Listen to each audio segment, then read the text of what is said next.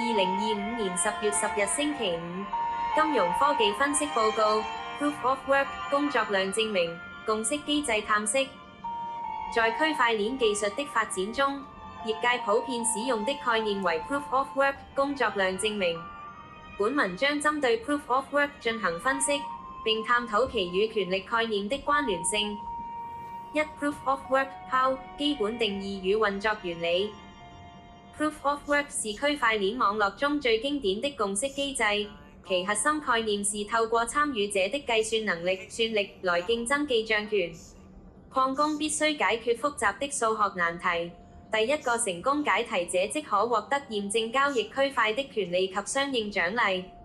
這個過程本質上是將電力資源轉化為網絡安全性的基礎，因此可視為一種運算力證明。2. Proof of Work 的權力本質。PoW 機制中的權力體現在3個層面： 1. 算力即話語權，擁有越強計算能力的礦工，獲得記帳權的概率越高，對網絡發展方向的影響力也越大。 2. 能源消耗導向，系統安全性直接與能源消耗量掛鈎，形成能源即權力的獨特經濟模型。 3. 香港實例參考，如同中環金融交易中心的伺服器機房，擁有最先進硬體設備與穩定電力供應的機構，在高速交易中就能佔據優勢地位。3. Proof of Work 的優勢與挑戰。優勢方面，高度去中心化，任何人只要擁有計算設備均可參與。安全性堅實，要攻擊網絡需要掌控51%以上算力，成本極高。經過實踐檢驗，比特幣網絡運行10餘年證明其可靠性。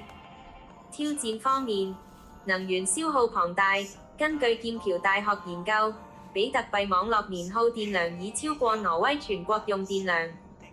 硬體門檻提升，專業礦機導致普通用戶參與難度增加，可能趨向集中。大型礦場的出現某程度背離去中心化初衷。4. 未來發展與香港市場關聯。隨着環保意識抬頭，工作量證明機制正面臨轉型壓力。香港作為國際金融中心，在擁抱金融科技的同時，也需考量符合國家雙碳目標的監管框架、綠色礦場技術的發展機會，與 Proof of Stake 等節能機制的融合可能性。結論 ：Proof of Work 以其獨特的運算力證明模式，奠定了加密貨幣的基礎，但其所代表的能源權力模式正面臨可持續性挑戰。未來發展將取決於技術創新與環境責任之間的平衡，這也是香港在發展虛擬資產中心時必須審慎考量的關鍵因素。配樂：神大愛。